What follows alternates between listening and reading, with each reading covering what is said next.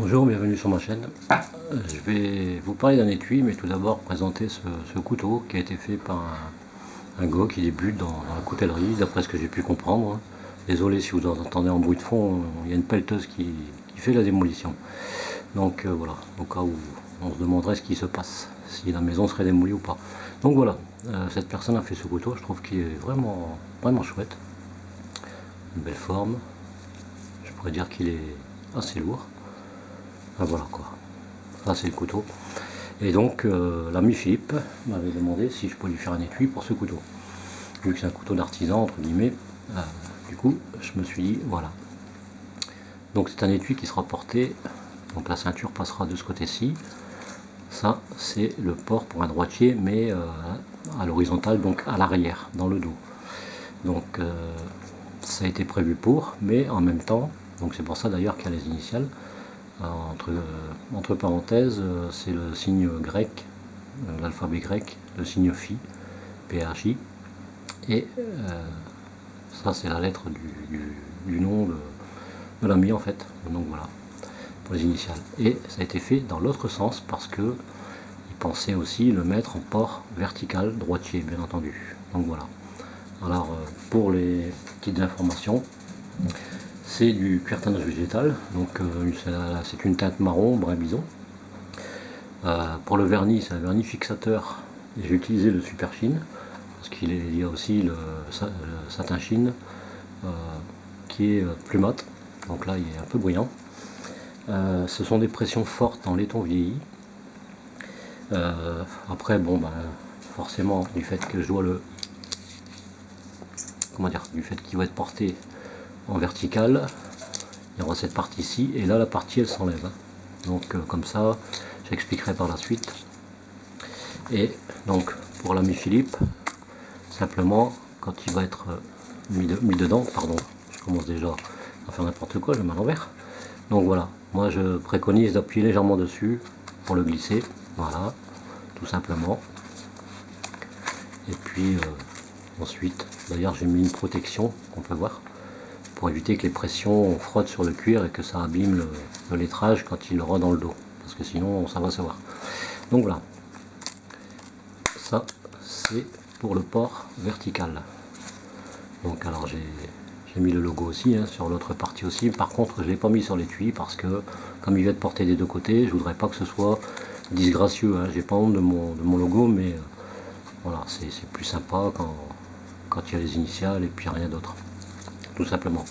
Donc les pressions fortes, comme j'ai expliqué.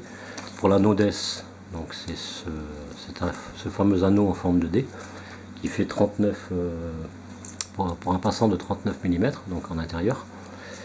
C'est en laiton vieilli aussi, tout simplement. Et en fait pour l'étui, voilà, c'est une double couture. Enfin, quand je dis double couture, c'est cousu sur il y a deux lignes de couture en fait. C'est du fil marron clair. Donc la marque, pour ceux qui seraient intéressés éventuellement, pourquoi pas, c'est du Galas, et c'est du 0,8, voilà.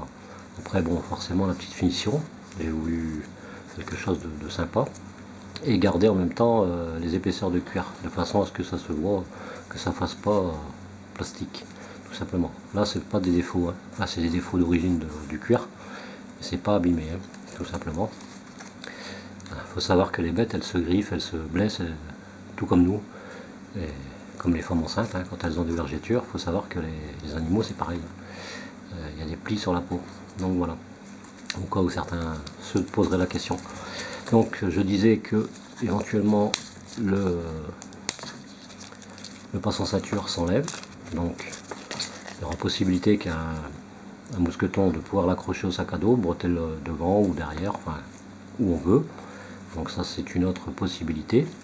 Savoir aussi que éventuellement cette partie là peut se mettre à la ceinture avec l'anneau vers le bas et pouvoir y accrocher une gourde ou des clés ou ce qu'on veut. Donc ça a une autre utilité en fait. Donc c'est quand même un avantage par rapport à un passant qui sera cousu sur l'étui, tout simplement. Voilà. Donc on peut voir que sur l'arrière on voit les pressions et sur l'avant c'est mis en quinconce, tout simplement. Voilà, de façon d'avoir les pressions devant pour les mettre, ce qui facilite quand même grandement l'installation de la ceinture, quoi. Voilà. Donc ici, petite précision, donc là j'ai fait le passant comme ceci, de façon à, voilà, faut que j'arrive à le mettre en face parce que quand je suis de l'autre côté de la caméra, je vois pas très bien ce que je fais, et c'est pas toujours facile. Donc voilà. Alors le passant, ça, vous allez me dire, il est dans le bon sens parce que en port vertical il sera comme ça, donc avec la main droite, le pouce, on l'enlève, voilà, pour ces pressions qui sont quand même assez fortes, très dures. Donc ça c'est bien. Pour l'arrière, il faut savoir que on va enlever forcément cette partie ci, donc vu que ça bloque, appuyez légèrement ici pour faciliter le passage des pressions, voilà. Donc ça c'est enlevé, et si on veut le porter, donc si l'ami Philippe veut le porter comme ça à l'arrière, il faut savoir que la patte sera dans ce sens aussi normalement. Mais c'est ce que je pensais au départ, mais c'est vrai qu'avec la main ça va pas être évident. Donc j'ai fait en sorte que hop, ça se tourne, et cette fois-ci qu'on l'ait dans le bon sens, tout simplement. Voilà, donc comme ça, quand il aura ici dans le dos, il pourra toujours y aller avec le pouce, et forcément ça va se dégager, là aller contre la cuisse, ou la fesse plutôt, et sortir le couteau. Voilà, tout simplement.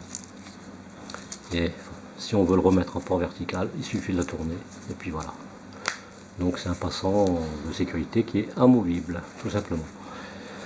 Donc moi, je peux pas en dire beaucoup plus, sauf que éventuellement l'étui par lui-même sans le couteau, hein. Bon, de toute façon le couteau peut être dedans, mais quand l'étui est installé, donc on va dire quand il est, faut que je le mette dans le bon sens, forcément, voilà. Quand il est comme ça, d'un bout à l'autre, il y a 33 cm. En largeur, il y a 7,02 à peu près, et en épaisseur, quand on voit l'ensemble, c'est sûr que si on prend d'un bout à l'autre, on a environ à peu près un petit 5 cm. Voilà, ce qui est pas énorme, voilà, tout simplement. Alors, pour le poids du couteau, le couteau seul, il fait 420 grammes, le couteau. Si on prend le poids de l'étui complet, donc cette partie-là et l'ensemble ici, on a 188 grammes. Si on prend le poids que du passant, on a 100 grammes. Donc forcément, non, l'étui, pardon, sans le passant, c'est 100 grammes, et 88 grammes pour là. Donc ce qui fait forcément, vu que l'ensemble, j'ai parlé de 188 grammes pour les deux, 100 grammes là, 88 grammes ici. Donc si toutefois il veut prendre le, comment dire, l'étui sans le passant, donc sans ça, rien que l'étui, ça fait 100 grammes plus 420 grammes, forcément on arrive à 520. Voilà, ce qui n'est pas encore excessif. Et le poids total de l'ensemble, donc tel qu'il est là, ça fait 608 grammes. Voilà. Donc si on fait les calculs, on tombe toujours bon. Et ça, c'est pour les renseignements. Donc voilà, le petit logo d'un côté et de l'autre, forcément. Donc pour l'ami Philippe, où est la couture, c'est la partie qui va, bien entendu, ici, dans ce sens. Et quand tu vas l'installer, mon ami, tu vas le glisser tout simplement en appuyant très légèrement pour dire de passer, parce que c'est normal que ce soit un peu juste, il ne faut pas non plus que ça coince. Voilà. Il suffit dans ces cas-là de mettre les pressions, et forcément quand il sera dans l'autre sens, il y aura les pressions par ici.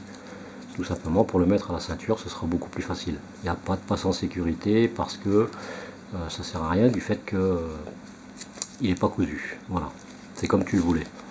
Tout simplement. Donc voilà, il n'y a pas d'autres explications à donner parce que de toute façon c'est simple, hein.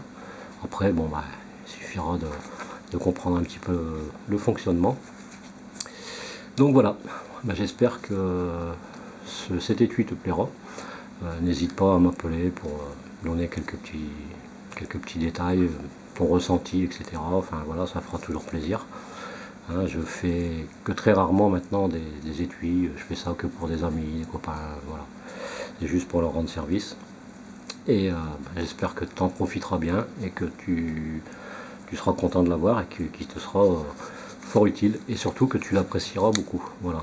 Il faut savoir que, comme je t'ai dit au téléphone, j'ai passé des heures Et donc je voulais que ce soit nickel, tout simplement. Moi je trouve que ce passant il fait beau parce qu'il y a un léger biais, ce qui gêne en rien sur le fait d'avoir le passant derrière. C'est pas gênant. J'aurais pu rajouter une petite pièce de cuir à l'intérieur, mais ça aurait fait trop grand. Voilà, moi je pense que déjà le fait de l'avoir la ceinture comme ça dépasse environ de 2 cm et demi à peu près. Et c'est bien, on l'a bien comme il faut. Et comme tu peux le voir Philippe, le passant ceinture, bah, tu peux mettre une ceinture très large. Voilà, donc c'est pas gênant. Et pour le fait de, je vais parler de ce côté là, mais normalement c'est l'autre, pour ici une ceinture de 41 ou 46 comme tu m'as dit, ça passe sans aucun souci. Voilà. Après bon, il faudra voir si la ceinture est pas très large, le couteau aura peut-être tendance à avoir parce que le manche est lourd, à pencher très légèrement, c'est possible, mais comme je sais que le point d'équilibre était ici, voilà, exactement là, je me suis dit bah, je vais déporter un peu la platine pour compenser un peu. Voilà. Mais en tout cas, bah, merci d'avoir regardé cette vidéo. Je vous souhaite plein de bonnes choses. Et je vous dis à très bientôt pour une prochaine vidéo. Et pour l'ami Philippe, bah, profites-en bien. Et puis à très bientôt. Allez, bye bye. Salut à tout le monde.